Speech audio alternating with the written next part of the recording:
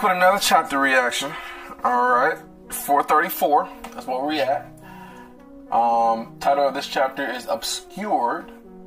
So what does that actually mean? I don't know. Something's being hidden? Some secrets maybe? But we know that Arthur has to go down and see what's going on with Ceres. He has to go to Alacria. So let's just kind of see where we're heading at this point. Because we're getting into like a new arc. I guess like the Murnane stuff is like a sub arc, small little arc. Even though that was a little bit disappointing for me, just because we didn't really get a whole lot other than Sylvie, yes, Aldir's death, blah, ugh.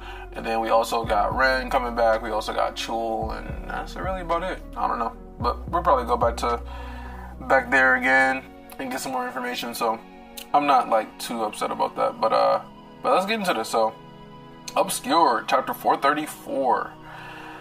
All right.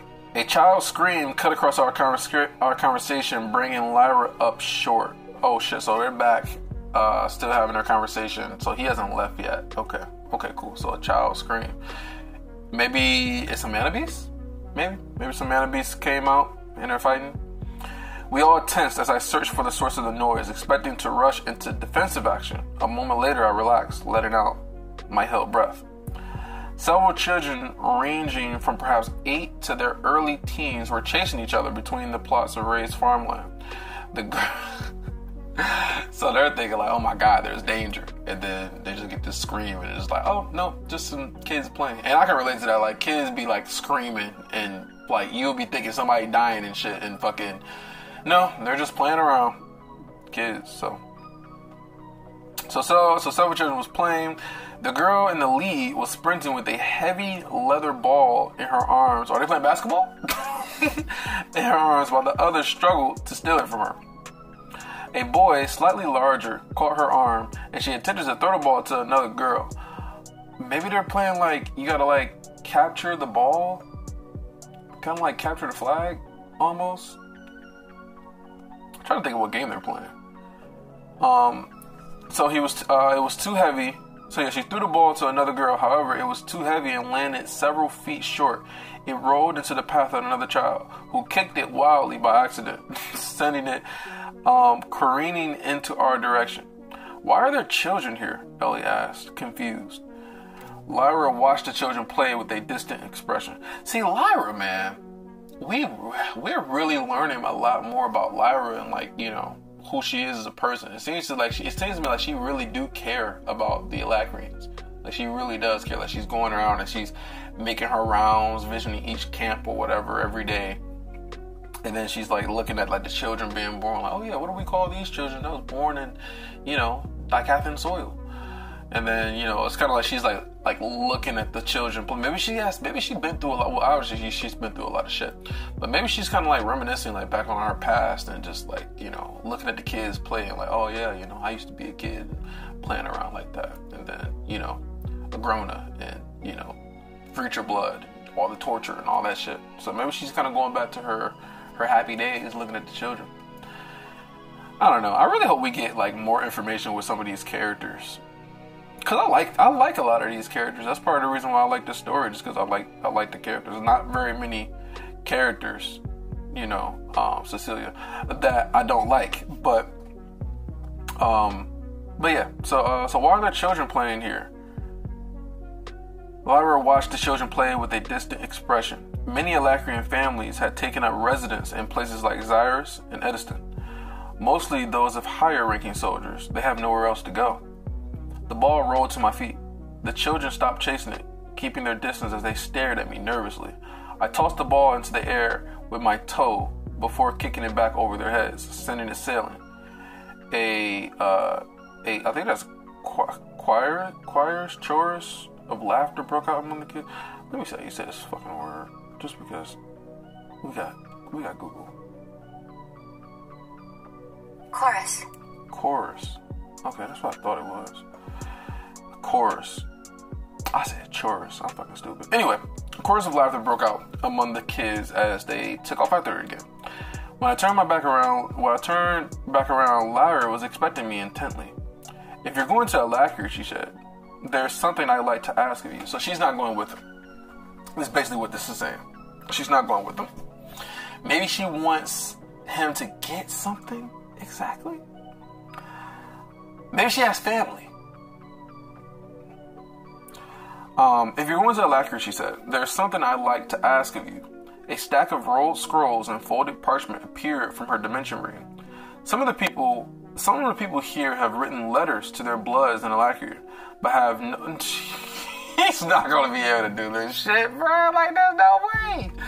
Fucking, what are you going to do? Hand deliver these letters to all the bloods? Like, okay, here's the information about your kid. He's safe over in Daikathan. Here's the information about your kid. He's safe over there in Daikathan. Here's the, like, bro, fucking send that shit to the mail, to the post office. Like, there's no way. I wonder what she gonna say. So some of the people here have written letters to their bloods in Alakir, but I've had no other opportunity to send them. Chul snorted.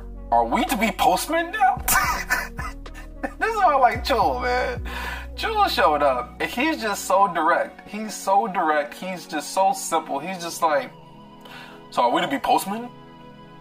You expect me to go and hand deliver letters? Like I'm some mailman? Oh, man. So, are we to be postmen now? How does he even know about postmen anyway? They got postmen in the hearth? Postmen now? Letter carriers for the enemy? Of course we'll take them, Kara said, stepping forward to accept a stack of letters from Lyra. She gave me a questioning look.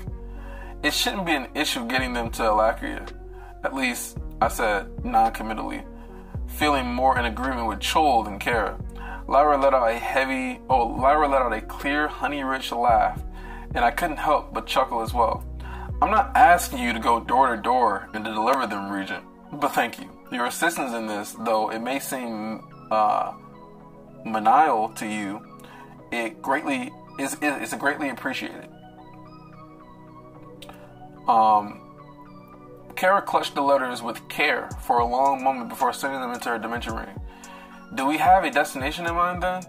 Is there some place in Alakir where we'll be safe? Ellie asked in response. Ellie's doing a lot of talking, man. She's not like just sitting back, letting the adults handle all this. No, Ellie, she's like, listen, what are the kids playing here for? Is there a place that we gotta go? Is there like a destination that we have? Like, I want to make sure I'm prepared. Like, she's like, what happened to the timid Ellie who, whenever they sit in the meeting rooms, when Tessie was still there, she'd sit in the meeting rooms and she'd be like scared and like need Boo for support and like don't really know when to speak and all this shit, heart skipping a beat. Like, what happened to that Ellie? Did that Ellie really just grow up that fast, or she's just like nonchalantly just talking about, oh yeah, do we have a destination in mind? Do we know if there's going to be any sort of any enemy spies or anything? Like she's kind of like, she's on it. That's kind of odd. Anyway. So, is there somewhere in Alakir where we'll be safe? Ellie asked in response, fidgeting nervously. Under her breath, she added, I can't believe I'm going to another continent. Yes, I know where to start, Lyra. Wait, yes, I know where to start. Lyra, is there someplace nearby? Wait, what the fuck? Let me reread this. Yes, I know where to start, Lyra. I know where to start. Lyra, is there someplace nearby that is out of the sight of the village? I'd rather not upset your people by activating a portal to Alakir right in front of them. Lyra agreed before leading us to a small but thriving copse a bit farther away from the village. It was thick enough to shield us from prying eyes. I don't know what that means. Anyway, withdrawing the Tempest Warp, I set it on the ground among the yellow grass and activated it, using ether to... Okay, see, he activated it. So, this Tempest Warp,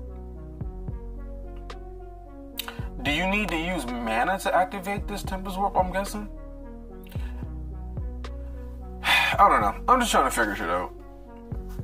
Using ether to mold the mana as necessary. So yeah, he's using ether to mold the mana. Right, because Ceres can use it and Kara can use it, so I guess people who can just manipulate mana can just use it. The Tempest Warp glowed bright in the shadows of the spreading tree limbs, and a portal appeared next to it. This time, Kara went first. I couldn't be entirely sure what was waiting on the other side, and I wanted a familiar face to step out of the portal. The rest followed quickly. So is he going to that, I think he might be going to that one, is it Vekor? Vekajor? Not Vekajor, the fuck am I talking about? Is it, I don't know, Vekor? Or something like the outskirts of Vekor? Remember he said that he was from that area, they're like this, like, far away far away land or whatever, who isn't really like around all the, like the city popular areas or whatever that what was his name? Uto, okay. Yeah, from Uto's memories and stuff. Maybe it's that, or maybe he's going to the same place that he went to the first time in that one area when he first got to Alakria. Maybe he's going there. So anyway, the rest followed quickly.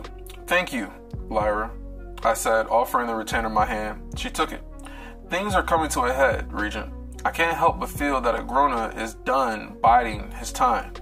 He does nothing without a plan, and even if his Asuran nature sometimes makes him aloof in the moment, I do not believe anything that has happened is outside of his intentions. Even his defeat here in Dikafin. For our sake, I hope you're wrong," I said, squeezing her hand firmly one more time before releasing it.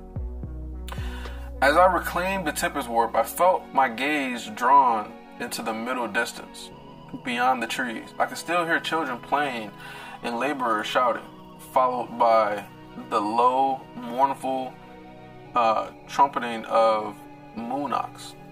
I thought of soldiers bending the nature of their attack spells to till and water cropland. Let me reread this really quick. So I felt my gaze drawn into the middle distance.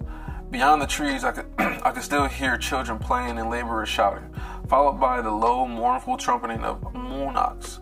I thought of soldiers bending the nature of their attack spells to till and water cropland, of organized battle groups working in concert to build homes instead of destroy them. I realized that weaker people might have starved out here, or let their situation become so dire they felt no recourse except to attack again. But the Alacrians had thrived. So he's thinking about this, so he's just going more to like valuing the Alacrians. You know, that's kind of how I look at this. It's just like he's just going back to valuing the Alacrians, what they can do, how strong their people are, how resilient they are, and how they shouldn't be just used as fodder to be killed. Like, they're valuable. Every life is valuable, which is good. Very honorable. Who could have guessed that the woman once responsible for spreading Agrona's vicious lies to this continent would be the same person who stood beside me, dedicating her life to the betterment of those Agrona saw only as fodder.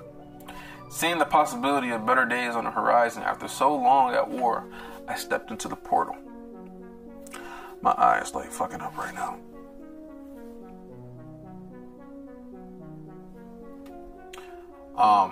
I was enfolded in trembling light, which took a moment to coalesce into solid shapes as I appeared at my destination.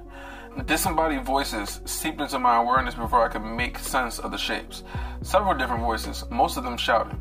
As the blurred colors took on meaning, I realized I was facing a wall of defensive spells.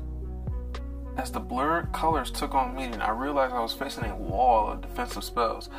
Obscured by several shields of wind, fire, ice, and translucent panels of mana, was a 2-story brick estate, which in turn was surrounded by green hills and golden fields. A 2-story brick estate, which in turn, where did he go? Which in turn was surrounded by green hills and golden fields. The portal had deposited us right in the middle of a finely maintained yard.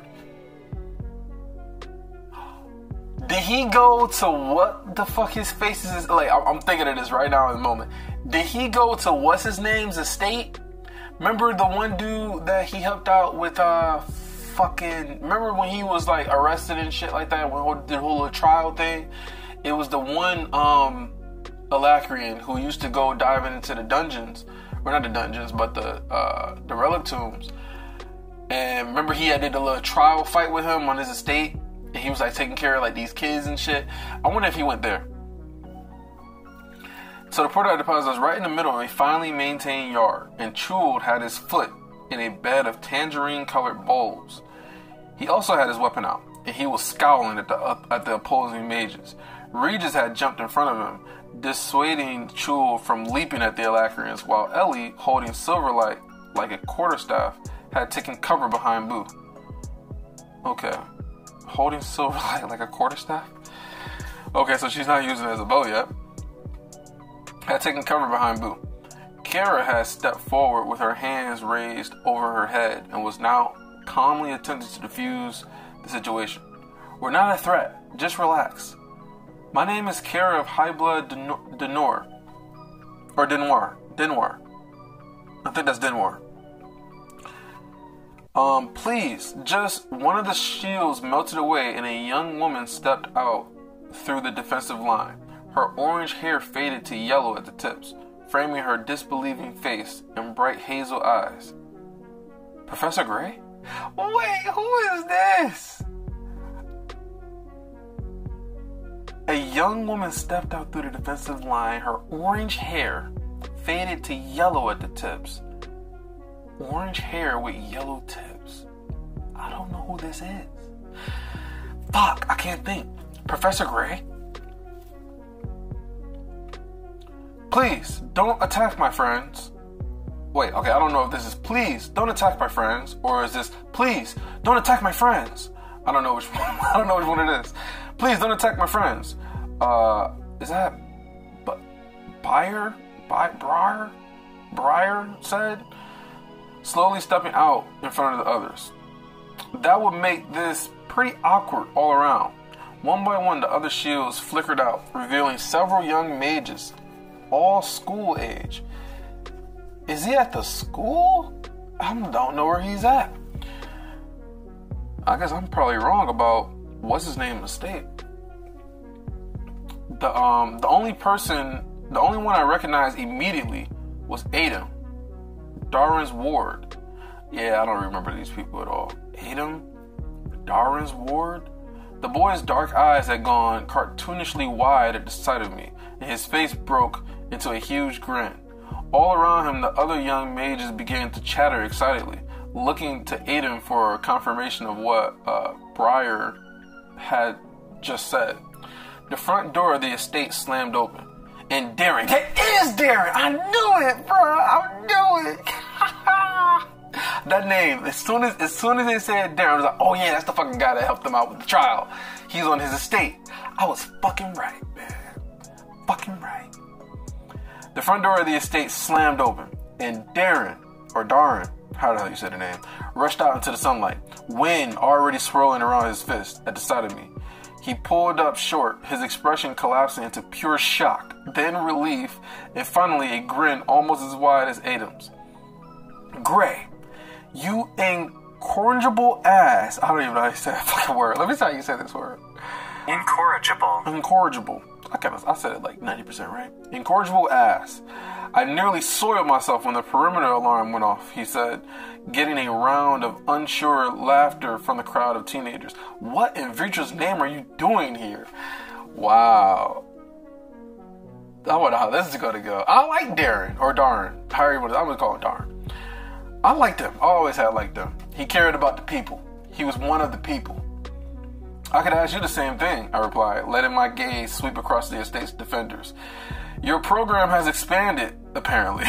He's got more kids. The grin faltered, and he took a turn inspecting me. A lot has happened since you left for Central Academy. Why don't you and your friends come inside? You can tell me what kind of trouble you brought to my door, and I'll do the same. This is nice. I actually like this, man. The young mages stepped aside, allowing us to approach the mansion. Sylvie fell into step on my left, while Ellie moved to my right. I heard her whisper to Boo to stay in the yard. The guardian bear grumbled, but did as she asked. Kara and Regis walked just ahead of me, glancing back at Chul, who kept a watchful eye on the Alacrians for the rear. I said, "Thank you for showing restraint." He's literally got to praise Chul for not going in there just fucking chopping off heads and shit, man. Chul is I guess Arthur has to remind us of like, this is the fucking Asura, bro. Like, he's crazy, man. He go out there, he fucking for glory, fucking start slicing.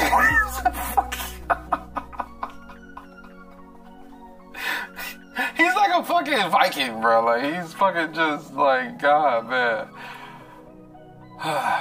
Let me calm down.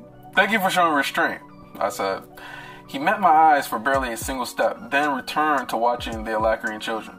The signal to attack had not been spoken.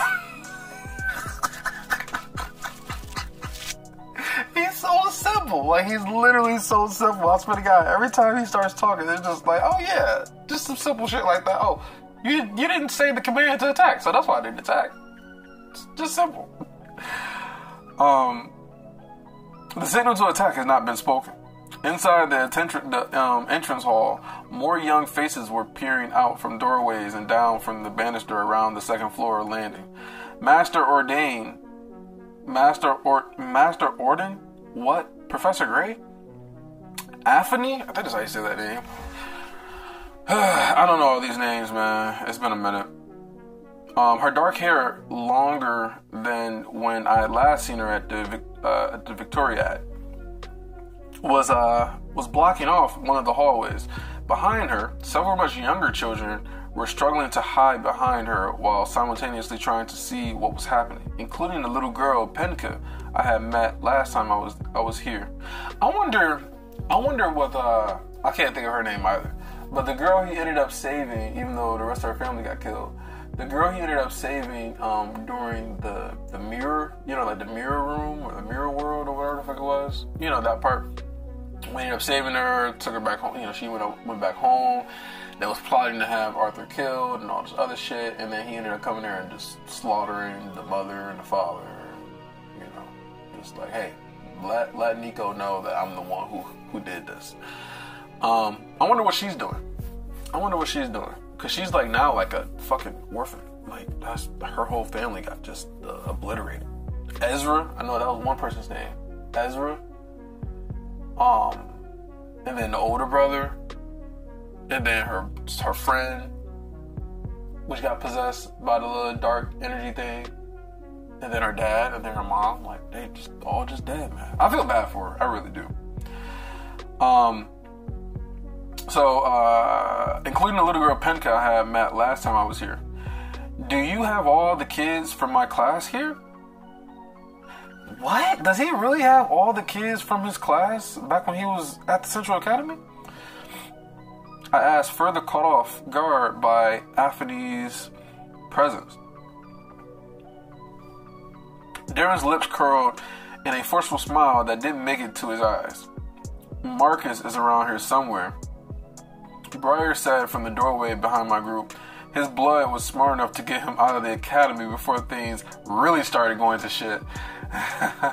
So I guess because of everything that happened during the Victoria, they thought that maybe his students had like information or was a part of it or something. So the family ended up getting them out of there and maybe putting them into like hiding or shelter or something like that to try to keep them safe from like questioning or torture or whatever.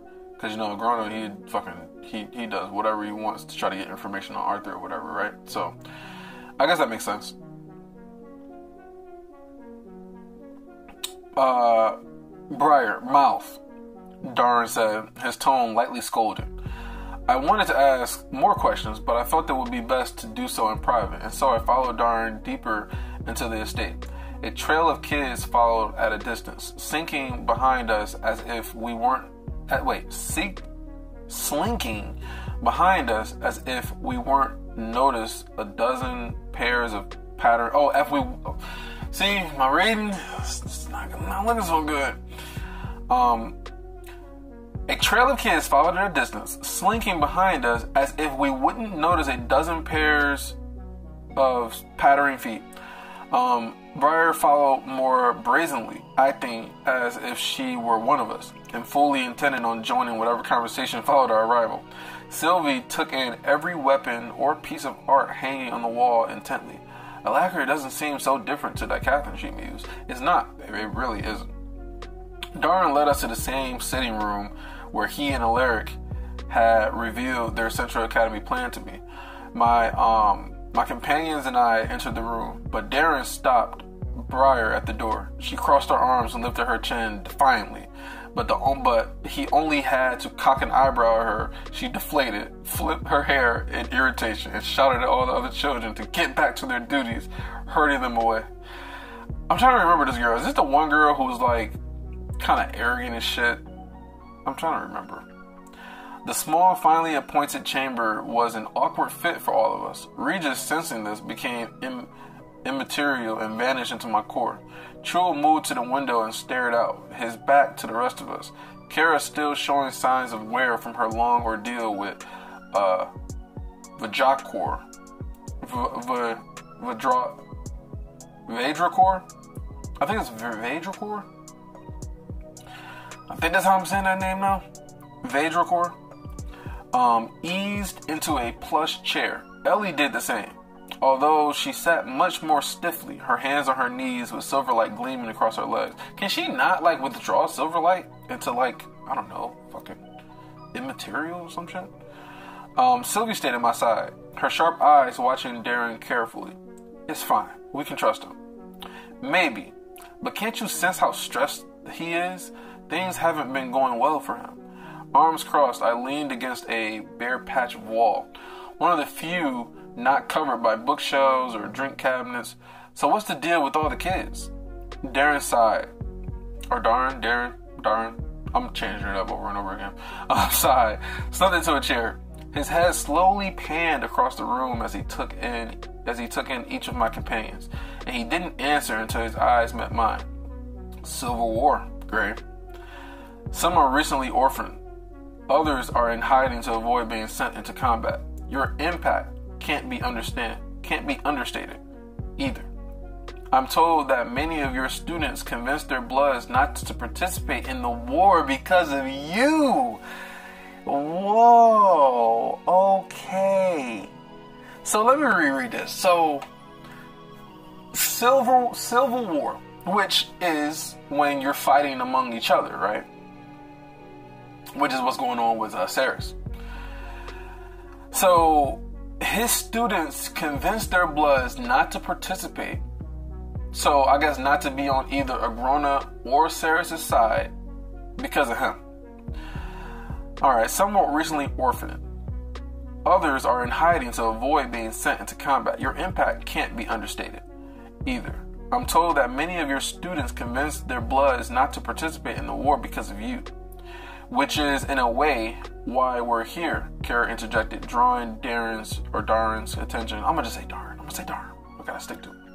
Darren's attention. Lady Kara, it's a pleasure to see you again, Darren said, his gaze lingering on her horns. In a motion that seemed unintentional, Kara's hand drifted up to her horns, almost as if she'd forgotten they were visible. She definitely forgot. Some of us have been fighting this civil war for a long time. Like Ceres. Wait, who's saying this? In a motion that seemed unintentional, Kara's hand drifted up to her horns, almost as if she had forgotten they were. Yeah. So some of us. I think this is Kara talking. Some of us have been fighting this civil war for a long time. Like Ceres. We're seeking word of her. Is there anything you can tell us? Darren's jaw clenched, then relaxed. Standing suddenly, he went to a low shelf containing bottles and glasses and poured himself a drink. Uh-oh, this doesn't look good. Then drank it in a single quick gulp. Half of these kids, parents, are trapped in the relic tombs with her. Forces under Scythe Drogoth Vritra have been assaulting the portals to the second level non-stop for weeks. Alaric has a couple people embedded with those soldiers feeding us intel. Although it's hardly necessary, the first level industry hasn't slowed. The first level industry hasn't slowed at all. I don't know what that means. The first level industry? Even with the ascents basically shut down, all I know is that the assault forces are growing more confident each day that they're going to breach the second level soon. So they haven't breached the second level yet. Kara glanced at me, her urgency apparent. We shouldn't wait then, Gray. Sorry, Arthur. We need to go immediately. That's the first time she called him mother. That's the first time. Even back when he took her out of the prison, she kept on calling him Gray. We need to go immediately. Darren's brow shut up as she said my name. So it's true then. You're Decathlon, like the rumors say. He didn't know. I forgot, man. I forgot. This is actually, I'm liking this chapter just because we're getting just like reunions and we getting like, okay, now I know who you really are. Like the interactions. Like I like all this shit. Like I'm already liking this chapter more than the last chapter. So you're Decathlon, like the rumors say. What's wrong with that? Ellie asked defensively, clutching Silverlight as she looked nervously at Darren. Darn? What the fuck did I say I was gonna call him? I forgot already. Darn. Yeah. Darn. Yeah. Darn responded to Ellie's discomfort with a warm smile. Nothing, really. I'm sorry. Gray, Arthur hasn't introduced us. I'm Darn, ex-ascender and current wrangler of terrified children. I've helped him out of more than one precarious predicament, and I'm hoping he's here to return the favor. Oh, Ellie said, looking sheepishly down at her knees. Sparing him too many details, I quickly introduced everyone other than Kara, with whom he was already acquainted. It does sound like we need to leave immediately, but there's a problem with this next part, I admitted, pushing away from the wall and meeting my bond's eye. I can't go into the relic tomb, she said with a pinched frown. That's true. That's true. I forgot about that, actually. I kind of completely forgot about that. It didn't even cross my mind at all. So I guess she's going to stay here with Darren. That makes sense. It does sound like you need to meet immediately, but there's a problem with this next part, admittedly. Pushing away the wall and meeting my bond's eye. I can't go into the relic tomb, she said with a pinched frown. I'll stay with Sylvie, if that's what you want, Ellie volunteered, surprising me. I don't want to leave anyone behind, but we don't have a choice. It'll be fastest if Kara, Regis, and I go alone. To Darn, I asked, can the others stay here? Sylvie and Chul should be of great help in keeping your wards occupied. Chul turned away from the window, glowering. I did not trade one hiding place for another, bruh. Man, every time Chul starts talking, I'm just like, yo, Chul is the GOAT, man. He's just so simple. He's just like, I didn't trade one hiding place for another. I came here to fight. I'm liking Chul, man. He's so basic. He's just so basic. I did not trade one hiding place. Like, he don't even speak very much. Every time he speaks, it's just like, oh, okay. Impactful words. I don't want to leave anyone behind, but we don't have a choice. It'll be fastest if Kara, Regis, and I go alone. To Darren, I asked, can the others stay here? Sylvie and Chul should be of great help in keeping your wards occupied. Chul turned away from the window, glowering. I did not trade one hiding place for another. I began to respond when something caught my attention.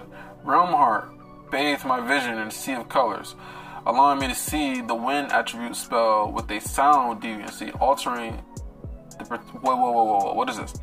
I began to respond when something caught my attention. Realmheart bathed my vision in a sea of colors, allowing me to see the wind attribute spell and with sound deviancy, altering the protection cast on the door.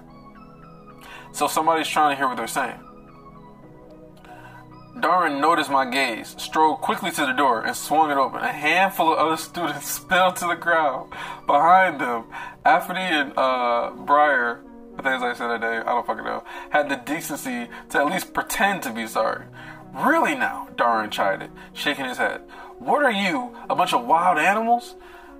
My parents are in the relic tombs, one young man said from his knees. I want to know what's going on. Professor Gray will need help if he's going to help Cypsera's Richard. Bold as always, Briar didn't flinch under the combined gaze of my entire group. We can fight! Which is exactly what you were sent here not to do, correct? Darren said softly.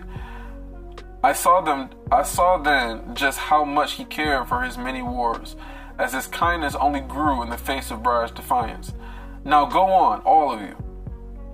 With the door closed and protected, once again, our conversation continued for some time. No, don't say for some time. Let's keep the conversation going. Like, stop skipping shit, man.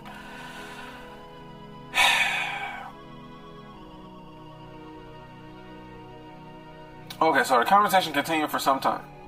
Darn was more than willing to allow my companions to stay with him, although they themselves were less enthusiastic about being left behind, especially Chul.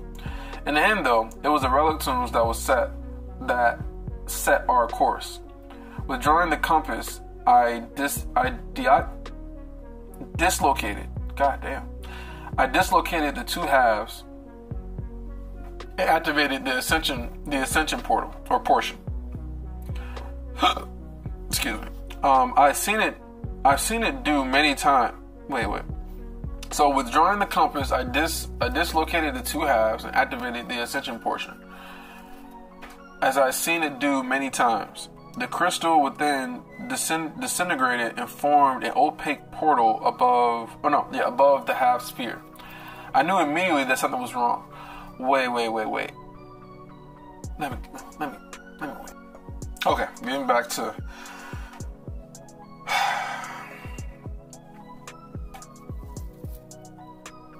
Withdrawing the compass, I dislocated the two halves and activated the ascension portion. As I've seen it do many times, the crystal within disintegrated,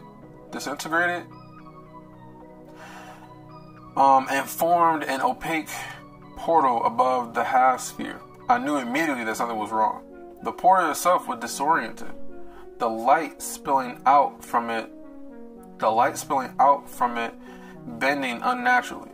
I stepped quickly aside to avoid touching the clutching rays of viscous light. Wait, I'm so confused.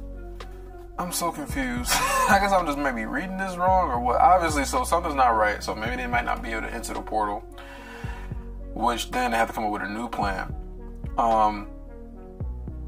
The portal itself was disoriented. The light spilling out from it,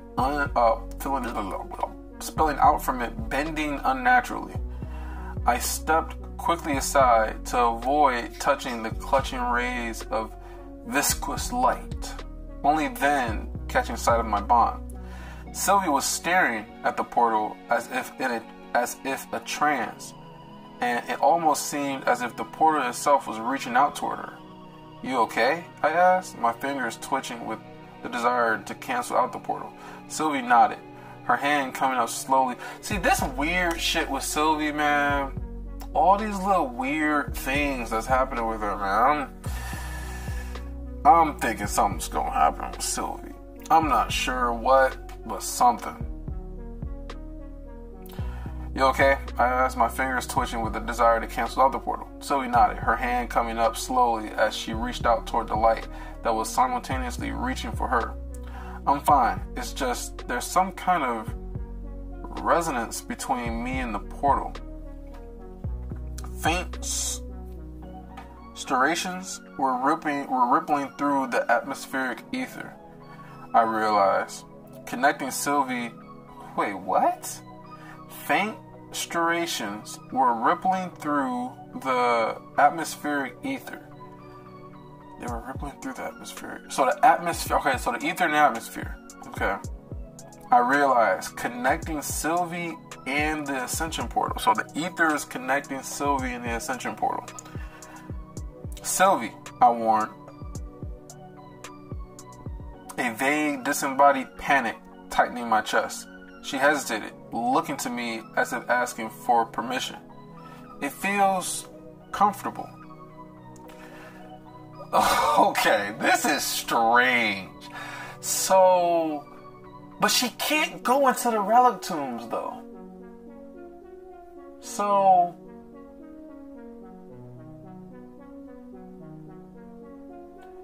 I don't know. This is really strange. She's getting these trances. She said that the ether is connecting her. Well, he said the ether is connecting her to the portal. It feels comfortable. I don't know. I guess just kind of let it play out at this point. I don't know. My fist clenched at my sides as I resisted the urge to hold her back. I tried to consider the situation rationally, but I had no basis for making a decision. The portal should simply push her back, like what had happened with Tacy and Aldir. But Sylvie could be different because she's half basilisk, maybe. Alternatively, the compass could work differently, but I had no way of knowing if that was a good or bad thing. Right, so maybe the compass worked differently than the portals that they normally go into the relic tombs through. I don't know, man. I don't know. But I had no way of knowing if that was but I had no way of knowing if that was a good or bad thing. All I could do in the end was trust her. I nodded. Her fingertips brushed the edges of the opaque oval, and she stepped through, vanishing into the relic tombs. This don't make no sense.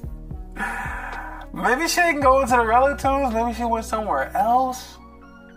I don't know. This don't make sense to me, man. This don't make sense. I mean, he did say it could be different, but then it's just like, I don't fucking know. Well, shit, Regis thought, leaping through the portal after her. Change of plans, I snapped.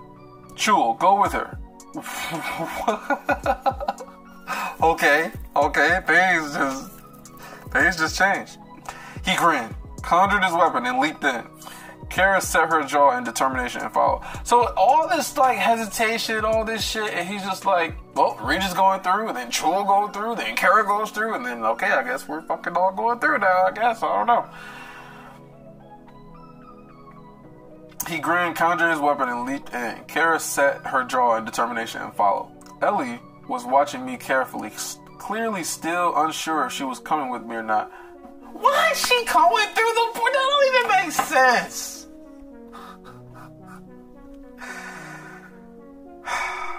Maybe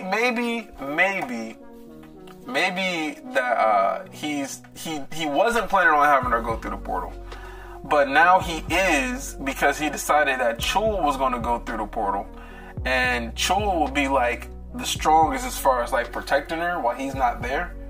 So then maybe once he decided that Chul was going to go through, he was like, okay, I'm going to have Ellie go through now because I'm not going to leave her here by herself with just Darn. So maybe that's what it was. But he doesn't talk about this. He's just like, yeah, she's unsure whether she's going through. And then he nodded for her to go through. I don't know. He needs to do more talk. We need more dialogue. Because I'm just wondering, like, what is his thought process with having Ellie with going through with him to... Because I'm just like, okay, Ellie was going with him, but, okay, then it was like, okay, she's going to stay with Darn, and Chul was going to be there, and Sylvie was going to be there, and everybody's going to be there. It's going to be cool. And so, I was like, okay, so maybe, okay, she's not going to be in direct danger. She's kind of just being there to... I don't fucking know why she's there. But, and then now things have changed, and now everybody's going through the portal now. Nobody's staying. Ellie was watching me carefully, clearly still unsure if she was coming with or not. I nodded and waved her toward the portal. There was a faint pop, and Boo appeared next to her, his bulk overturning an edge table. Oops, sorry, Ellie said before strolling into the portal, followed closely by Boo. No one else will be able to enter the portal after I go through, I explained to Darn. But don't let anyone tamper with the artifact. It'll be locked in this room. No one will enter. I can promise you that, Darn assured me as I righted the overturned table. Do you have any idea what you're getting yourself into? Nothing pleasant, I'm sure. Not wishing to leave my companions inside the relatives without me for any longer than I already had, I strode through the portal and stepped into something indescribable. Okay, I guess we're gonna find out where the hell they went to that Asuras can apparently go to now. What if it was something like the Ether World thing, but like slightly different than the Ether World? I stepped into something indescribable. Furious violet pressure locked my body in place. Furious violet pressure, so this has to be ether, locked my body in place. An invisible storm raged, and my pulse seemed to start and stop again. My heart beating rapidly, and then I think my heart beating. I think that's beating rapidly, and then not at all. I couldn't see, hear, or think clearly. I wasn't even sure if I'd arrived in the relic tombs. It's Sylvie. Regis' voice came to me through the crush of ether, distorted and halting. Along with his voice came the flash of a memory. Regis appearing on the other side of the portal. Sylvie, her body stiff and falling like she was having some kind of seizure. I'm telling you, man, Sylvie is... I don't know what the fuck. I don't know what she's being used for, but this is... So anyway, so he's getting the memory from Regis. So, Sylvie, her body stiff and falling like she was having some kind of seizure. And then, so Regis... So let me understand what the hell is happening. So, Sylvie steps through the portal. She goes stiff, has some type of seizure, like she does, like kind of what happened when she didn't have any mana. And there's an explosion of ether, compressing Regis into a little more than a wisp trapped inside viscous etheric tar. That's interesting. Activated Realm Heart. I sensed for the others. They were there, immobile, frozen, but otherwise they didn't appear to be harmed in any way. So they're there, frozen and immobile. I guess they're trapped in this etheric tar too. Gathering as much of my own power as I could, I pushed outward, attempting to force my way through the obstruction, while carefully maneuvering between my companions. Bit by bit, the opposing ether gave way, and I was able to inch forward, one step, then another, deeper into the morass, until my right foot bumped into the source of the chaos. Bending down slowly as I had to be careful not to push... I had to be careful now to push out only enough ether to keep from being locked in place again. I reached for Sylvie. The air between us cleared, and the amethyst fog pushed aside by my countering force. Sylvie was on the ground, her eyes open but rolled so far back in her head that only the white showed. Okay, this is very strange. Her body was rigid and motionless. Grabbing her shoulders, I shook her gently. When she didn't respond, I shook harder. She didn't react. Sylvie! Sylv, can you hear me?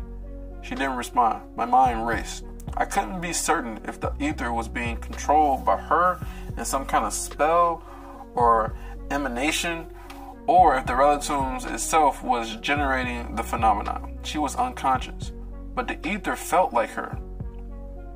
Neither of which made sense. A defensive mechanism, maybe? I wondered, triggered by some reaction from the relic tombs? Attempting to expel the etheric storm was too dangerous. I might rip Ellie or Kara to pieces in between the opposing forces. I could try to cancel it, but without understanding what was happening or why, I was afraid to inhibit Sylvia in any way.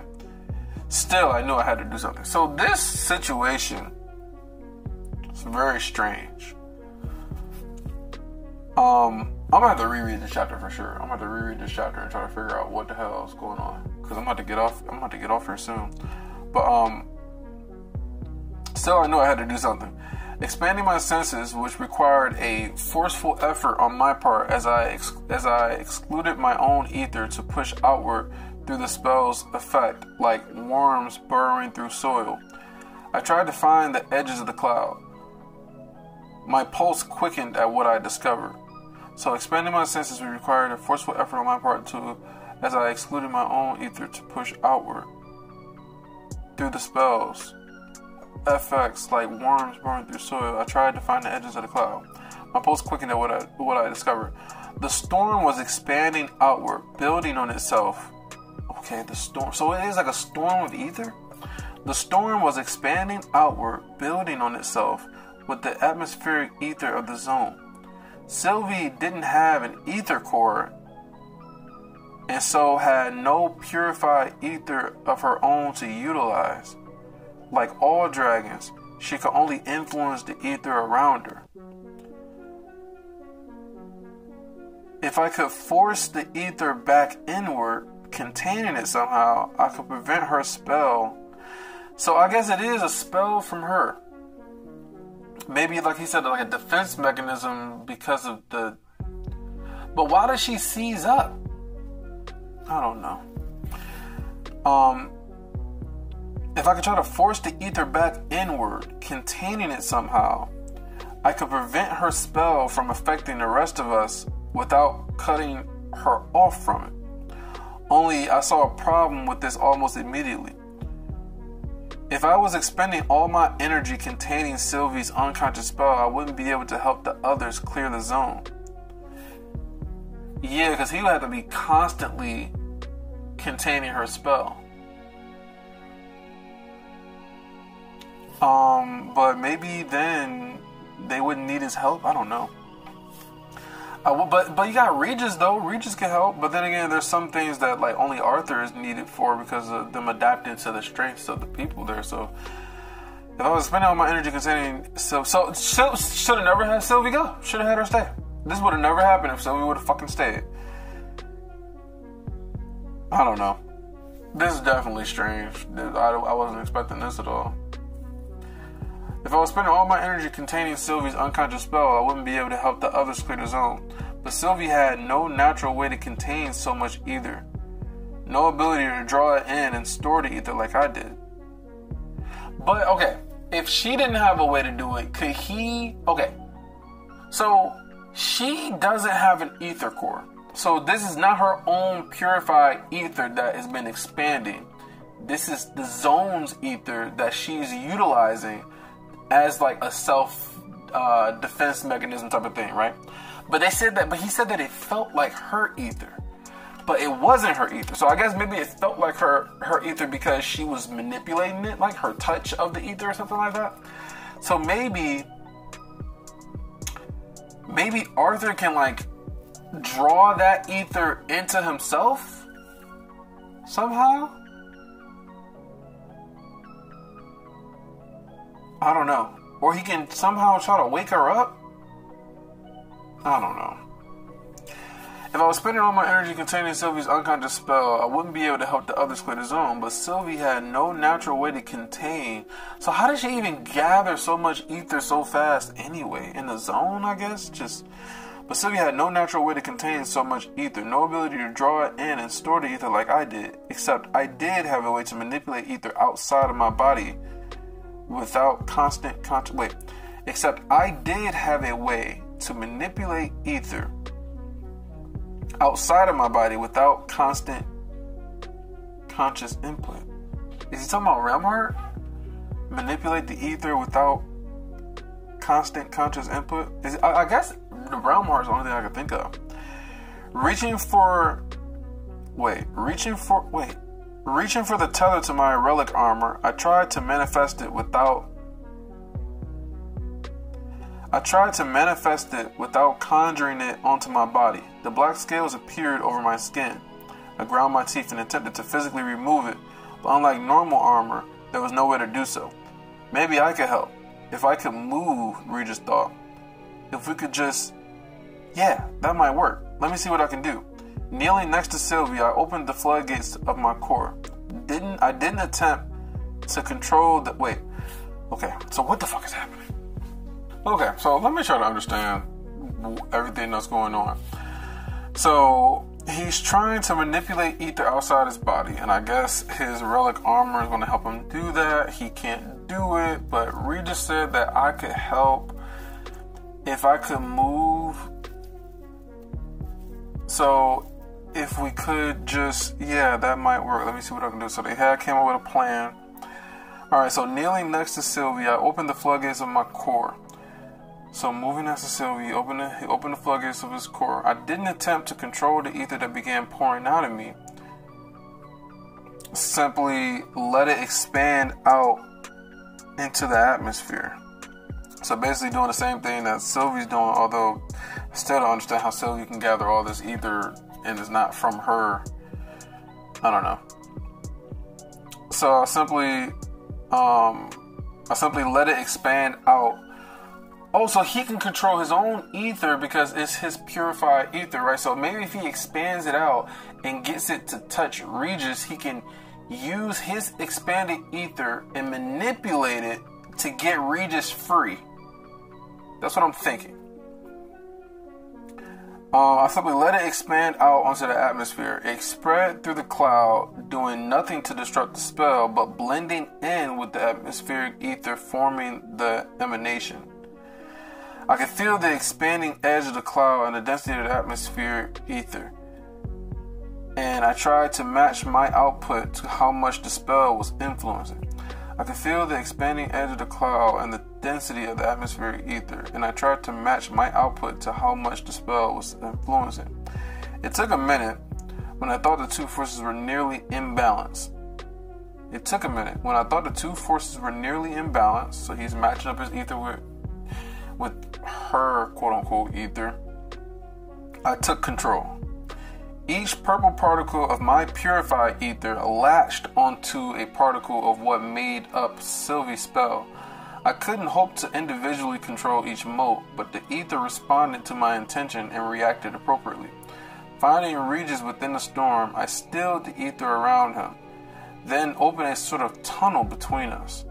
Okay, I can kind of picture this, like some sort of tunnel that's separating the ether from Regis. Let me see. I stilled the ether around and then opened some sort of tunnel between us. He was with me instantly, flying out of the cloud and into my core. What even is she doing? He growls, mentally shaking off the effects of the spell. No time after. The basis of our idea was the same concept Regis and I had utilized when I imbued a conjured sword with destruction by channeling our combined power into my ether. We just followed. Okay, so he's gonna do it into the armor, maybe? Regis flowed into the armor itself, maintaining his incorporeal state. Then I released the armor. Regis stayed with it, allowing himself to be pulled between.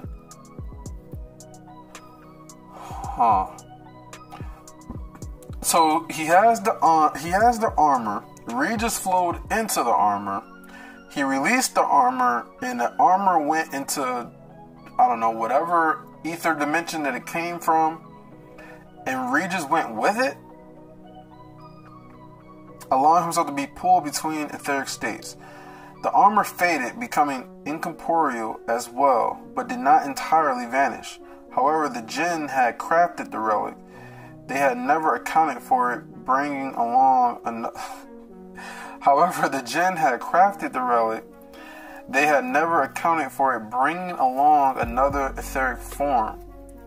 And so it froze between states. Right, okay, so it's like, okay, I'm trying to go back to my dimension when he let go of the armor, but now there's something else that's inside of it, so I guess it's like frozen and it can't leave. And so it froze between states. When Regis flew towards Sylvie, the shadowy armor was dragged with him. He disappeared into Sylvie, and so now he disappeared into Sylvie, and I tugged at the thread between me and the armor, making it physical again, or rather, trying to. So is he trying to put her into the armor? Okay. Instead, the shadowy essence of the half-summoned armor tore like a silk shirt. I hope he doesn't fuck up this armor, I don't know. Instead, the shadowy essence of the half-summoned armor tore like a silk shirt. Cursing, I reached out with my ether and attempted to grab onto the armor, similar to how I manipulated mana with ether. Regis pulled at it, trying to draw the armor around Sylvie while I held it together. This sounds like some complex shit. So the armor is half summoned, is in this like half state. Regis flies into Sylvie. He's trying to summon the armor, I guess, around Sylvie, and it ended up tearing. And then he uses his manipulation of ether to hold the armor together, even though it's tearing. And Regis is trying to put it on Sylvie. Okay, I think I understand what's going on. I reached out my ether and attempted to grab onto the armor, similar to how I manipulated mana with ether. Regis pulled at it, trying to draw the armor around Sylvie while I held it together. Closing my eyes, I made one thought clear in my mind: protect her. I let all other thoughts slip away, focusing. So he's getting into his meditative state, focusing everything he has entirely on the armor and that simple idea. Time seemed frozen. In a jittery, sped up fashion, the armor started to coalesce. Shrinking to fit Sylvie's body while hardening into its corporeal state around her. I let out a breath and I didn't know I'd been holding. So, I mean, how long did it take to actually do this, though? Because he said that time seemed to stop. My mind went back to the ether I had released into the atmosphere, each particle bonded with those of Sylvie's spell.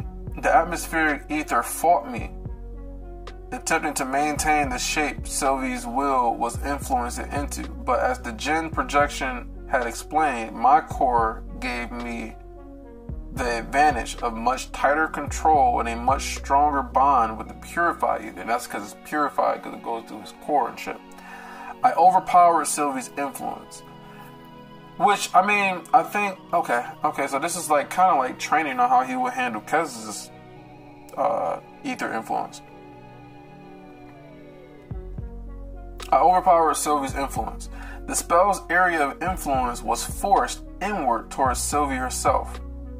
I could feel the edges of the storm shrinking as the obscuring purple haze faded from the air. Bit by bit, it was all contained within Sylvie, using the relic armor as the shell.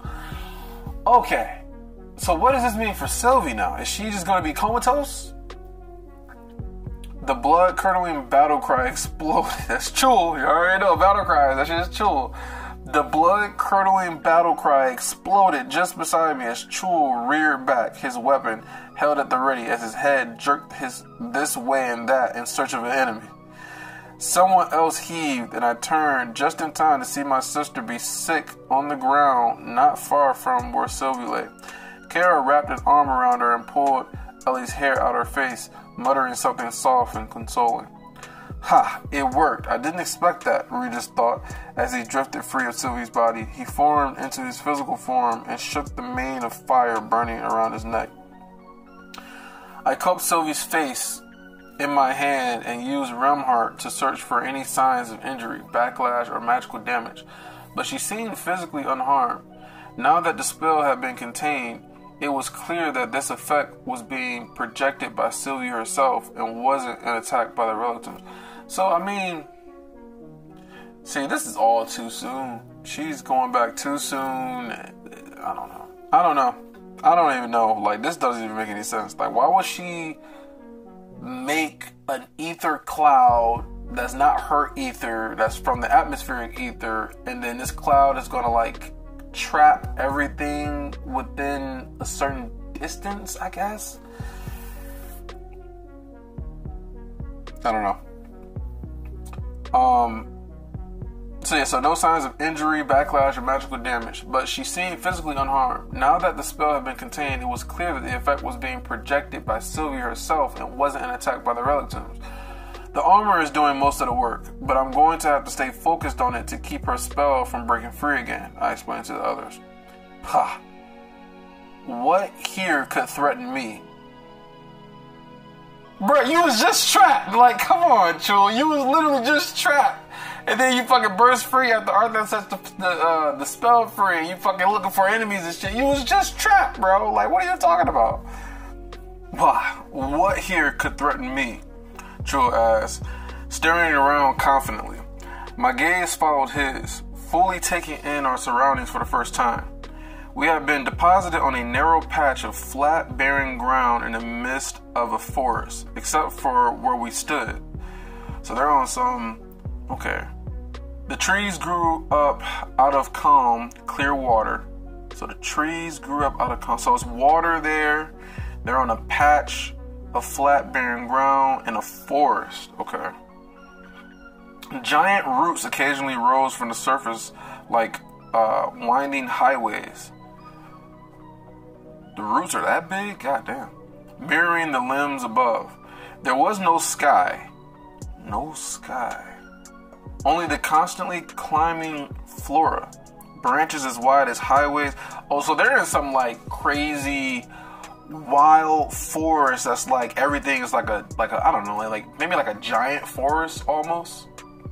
That's kind of what I'm thinking of. There's no sky. How is there no sky though? So it's so many trees and stuff that I guess you can't even see a sky because of how big and tall all the trees and the roots are. Only the constant climbing flora, branches as wide as highways, weaving together to create an impression that there was no beginning or end, another beginning and end, to the forest canopy. Despite the lack of sun or sky, the forest was lit with a cool, sourceless light. So there is light, but they can't see where it's coming from. I'm trying to really picture this. So there's water, there's big ass trees, huge ass branches. Everything's super tall. You can't see a sky, but there is a light, but there is no sun. Okay. Is Sylvie okay? Ellie asked weakly, struggling to stand straight as she wiped her mouth clean. Boo moaned and nudged her with his broad forehead. Why does she look like that? Sylvie was still rigid. Her eyes still rolled into the back of her head. I tried shaking her again, then lifted her up in a sitting position. Her muscles were so taut, it was difficult to move her. Hey, Sylvie. When there was no response, I closed my eyes and projected my voice directly into her mind. So he's trying to direct his voice into her mind and she's just not responding or anything. So it seems to me like it's even worse than what it was when she was in that ether world with, when she first came back. Because, I think she was having seizures back then and tensing up and stuff. See, man, I knew this shit was going to be a problem. I knew it. I was just like the minute that he opened that portal and she was, drawn to it and shit, I'm just like, oh, no. There's no way. But I guess I'll talk about it at the end of it because I think we're almost done. There was no response. I closed my eyes and directly into her mind. Sylvie, can you hear me? My constant connection with her mind was absent. My thoughts reached nothing. So he can't even have a connection with her mind. He can't even feel the connection with her mind anymore. The others weren't. Maybe she's in a trance, or maybe she's being projected into another dimension, or she's seen some past event or something like that. That's kind of what I'm thinking of at this point, because I'm trying to really figure out why would she even be like this in the first place. So can you hear me? My constant connection with her mind was absent. My thoughts reached nothing. The others weren't silently waiting for me to give orders. So they're taking the initiative. Kara had already activated the artifact bracelet she claimed from the Spearbeak's treasure. Right. That thing is actually pretty cool. The fact that she's able to do that, she store spells into it and shit. That's really dope. Multiple silver spikes flew outward, some growing up into the limbs above, others skirting the top of the water. Chul had leaped from the ground to a nearby root that stuck up 15 feet above the water's surface. God, I'm just trying to picture these giant ass roots and shit. With one hand on the tree the size of an old Earth skyscraper. These trees are as big as skyscrapers, yo. He searched our surroundings. We need to move to reach the exit portal, I said, lifting Sylvie and laying her carefully across Boo's broad back. Maybe this state is only temporary, or maybe we need to get her out of the relic tombs. I don't know. Yeah, so how would she be if they were to get out? Can't he open the... No, he can't open the portal until they, clear the dungeon, right? Right. So we need to move. Maybe this state is only temporary, or maybe we need to get her out of the relic tombs. I don't know. Either way, I don't want to linger here any longer than necessary. Ellie jumped up behind Sylvie to hold her in place. She gave me a fierce look. We've got her, Arthur. Gray, Kara said softly. She's back to call him Gray again. She can't make up her mind. First it's Gray, then she's like, Gray, no, Arthur, and then now she's back to calling him Gray again. So she just calling him, I guess she's just going back and forth. Her eyes flickering open and closed she flickering her eyes open and closed rapidly as she focused on whatever input was coming from her drones. We're not alone. I mean, it looks like that's the end of it. I mean, of course they're not alone. Why would they be in the relic? When have they ever been in the relic tombs and they've been actually alone? Like, they're not going to ever be alone. So that's not really that surprising to me. But this chapter, man. See, this is kind of like my mini review when I kind of talk about the end of the chapter. But I guess I wasn't really expecting all this. I still don't understand what his goal is with having Ellie go with him everywhere. I still don't really understand his goal. Maybe I'll understand it better if I go back and reread when he first brought her with him with Lyra and Micah and the rest of them. Like, what was his goal? Like, because I'm trying to think, is his goal just to get her stronger? Like, is he just trying to make her stronger? Because he said that when she got Silverlight, he said that he was glad that she had a powerful weapon. And so I'm guessing he's glad because she's able to protect herself better, right? Because he wants her to be protected. But then what about Alice, though? Who's going to protect Alice? Alice is by herself. So why is he concerned with Ellie's protection, but not concerned with Alice's protection, right? Who's going to protect her? So I don't know, man. Like, it's a little confusing. I mean, we know that she wants to go. We know that she's not going to be like, no, I'd rather stay here with mom. Like, she wants to be part of the action. She's been like that since the beginning. So her characters always stay consistent when it comes to that. So, I don't know.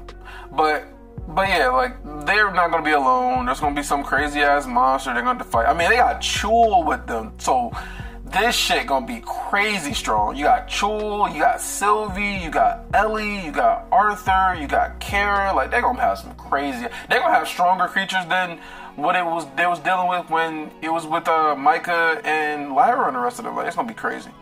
So I'm not surprised by that. But I guess I'm more so surprised with all this shit with Sylvie. Like, where's all this stuff coming from? Like, I mean, if she wasn't supposed to be able to enter the relic tombs, okay.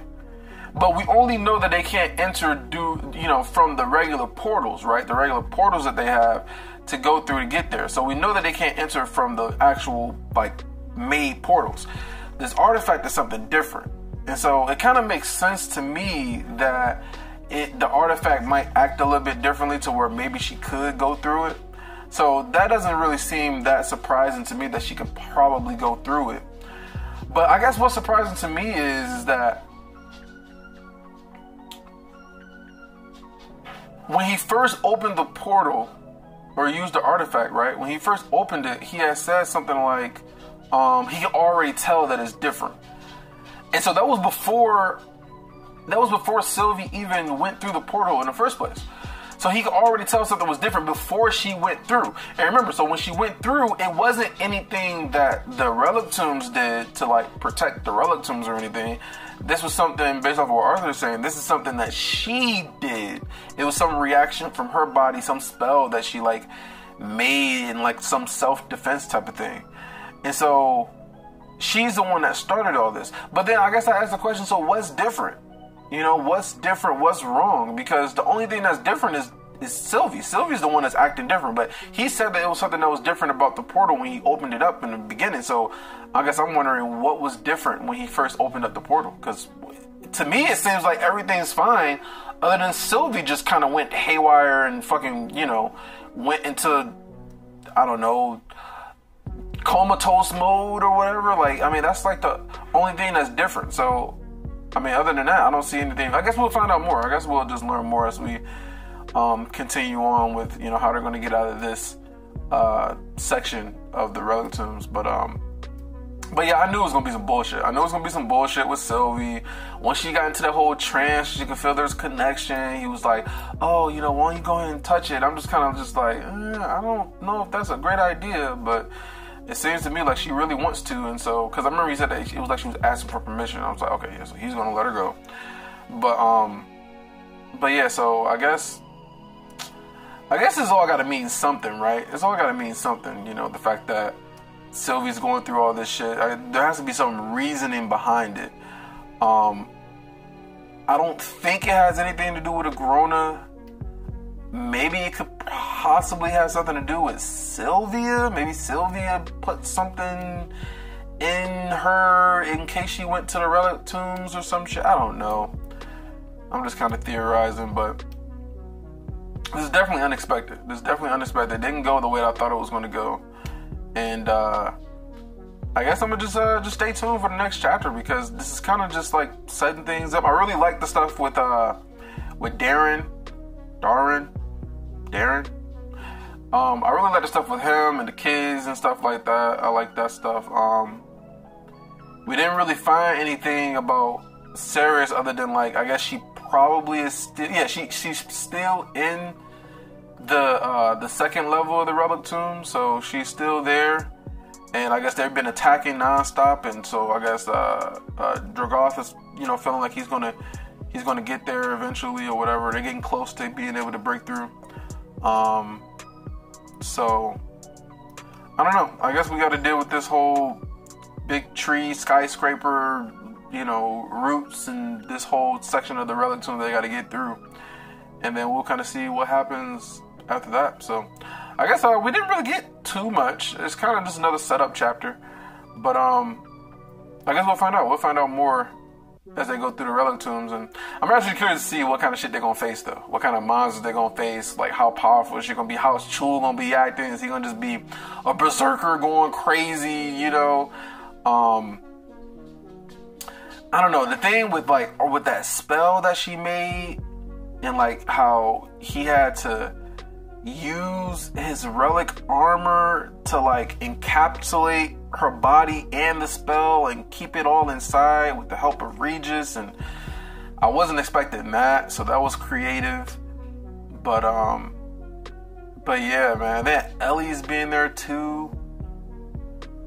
I wonder, like, what kind of what is Silverlight going to do for her? Is it going to work at all, or is it not going to do anything because she's not ready yet or something? I don't know. But I guess just let me know what you thought about this chapter, because I'm just kind of like, at this point, I'm just kind of like, okay, okay, I didn't really see the Sylvie stuff coming.